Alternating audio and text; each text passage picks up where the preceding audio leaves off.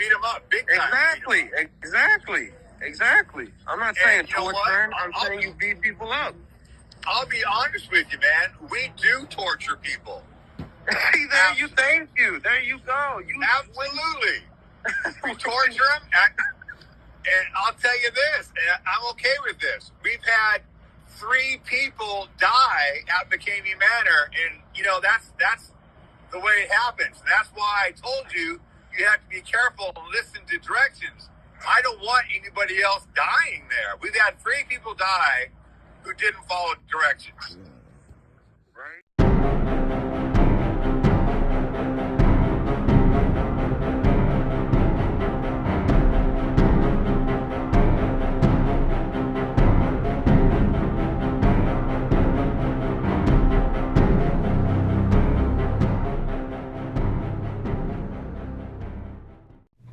I'm sure we're all familiar with the name McKamey Manor.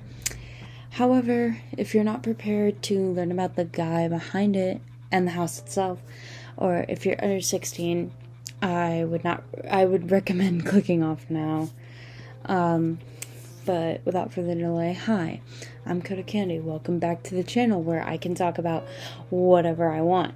And today we're discussing the McKamey Manor and the owner of the haunt, which maybe should more be called a torture chamber.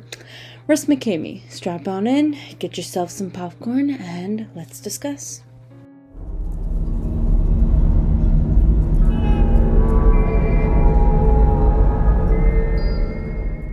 So, why was Russ McKamey arrested?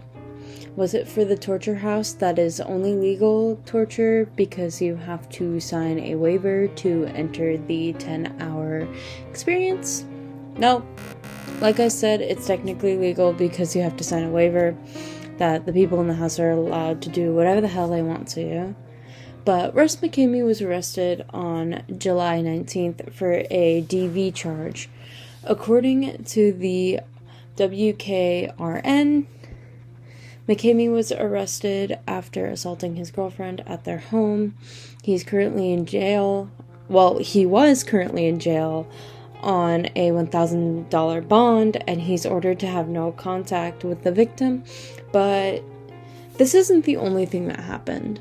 A couple days before the assault, on July 17th, he was accused of attempted murder of his girlfriend. Yeah, investigators say that on July 19th, McKamey had strangled the victim to the point where she lost consciousness. Not only that, but he, according to Tennessee police, essayed his girlfriend. With the added charge, he's still in jail, and the bond is now $100,000.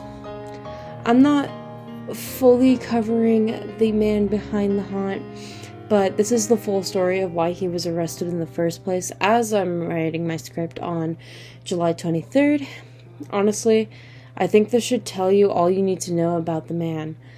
Vile human being.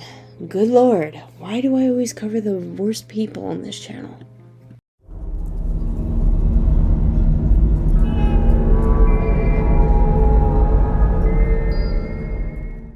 The house was created by Russ McKamey in 2001, and it quickly grew quite the fan base.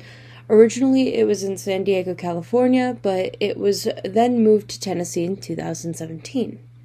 The house itself is self-described as the, quote, pioneer of extreme haunted attractions. The manor is full of controversy, and many ask or are confused on how it is still legal. Let me explain to you how the haunt is legal. Before you enter the house, you have to sign a 40-page liability waiver, which includes, but is not limited to, the inability to leave the house without permission from the staff, waterboarding, broken bones, eating and drinking unknown substances, teeth pulling without anesthesia, physical torture, psychological torture, being tattooed without consent, having your fingernails removed. Wow. For those who are unaware of what a liability waiver is a legal document that someone is consenting to the risk that you may be physically harmed, and by doing so, it revokes all legal responsibility from, let's say, a business or a company or an owner, in this case, the owner of the McKamey Manor. But in short, it's legal because when you participate in the haunt, you sign all legal responsibility away from the owner. The house is an experience that invites people 18 to 20 with parental consent, or those 21 and over in without a fee.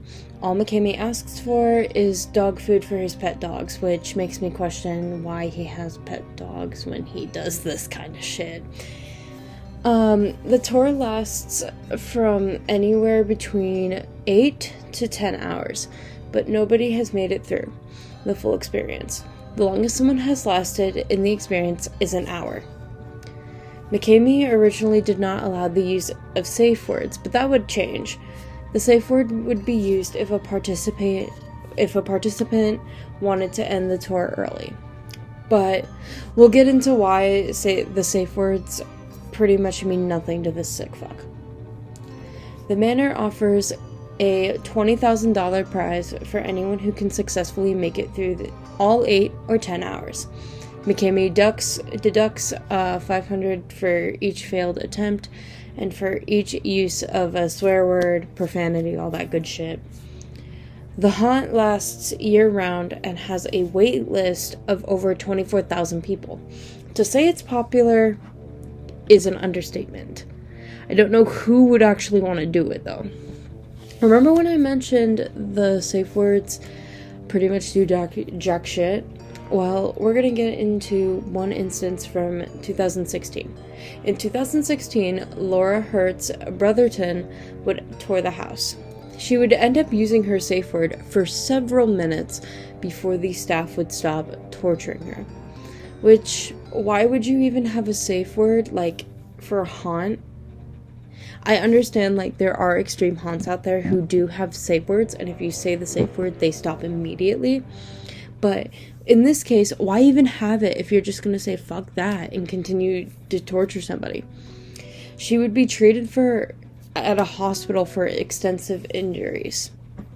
The torture doesn't just have a limit to inside the house. The attraction in Summertown, Tennessee has had so many complaints from Lawrence County. County Commissioner Scott Franks describes an instance where deputies were called as a neighbor to the property saw a woman being dragged from a van, screaming as part of the experience. Staged or not, this is simply something that none of us want anywhere near us. The legality has been questioned multiple times, but ultimately it goes nowhere since they're consenting to being tortured, and also because they can supposedly leave at any time using the safe word, which we know is kind of bullshit, but avoiding legal responsibility at its finest. A journalist, Megan Selling, reported on the house saying, quote, "Here's the thing. There is no $20,000. Nobody has completed the tour by design. Quote, no one has made it to the supposed Huntsville portion of the show. McKamey knows what will break people, and after stringing them along, he can simply pull out what's needed to shut down the show when it's ready to end."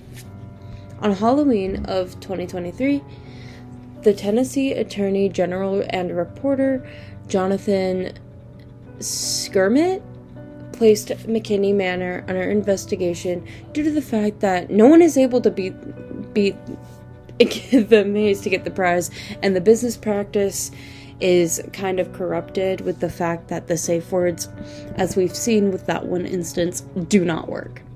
However, it didn't go anywhere. The manor is so fucked up, to be honest. I went to the homepage of the manor. I wouldn't recommend it. It mentions that you're being recorded from the moment you enter the manor, and has a lot of disturbing imagery that if I try to show it on here, I will get banned. All I'm saying is research at your own risk. If you're curious look up the McKamey Manor, it'll pop up, like, I think the website is one of the first things that pops up. But again, I don't recommend it because a lot of the images were really disturbing.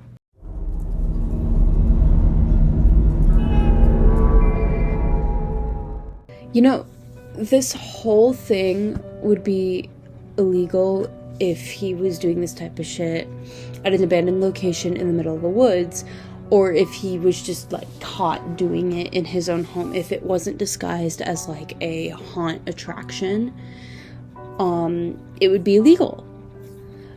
But because he found a loophole using the liability waiver, it's completely legal for him to live out whatever sick fantasy this is. If the website calls me a wimp, I'm gladly a wimp. I don't want to be a part of someone's sick fucking fantasies. I love all things spooky. I love horror. I love getting scared, but torture is where I draw the line. This whole situation is fucked up. It's fucked up that it's legal. House of Torture made by a psychopath who got arrested for attempted murder, SA, and domestic violence. He's a psychopath. The fact that it took this long for him to get arrested and he didn't even get arrested for the house is insane to me. But with that being said, I'm KodaKandi. Stay spooky, but also be safe.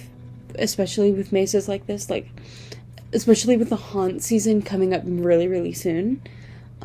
Be very careful when you're researching the haunts that you're going to. Make sure they don't make you sign a 40-page waiver consenting to being physically tortured. Other than that, research at your own risk. Stay safe, stay spooky. I'm KodaKandi. Again, goodbye.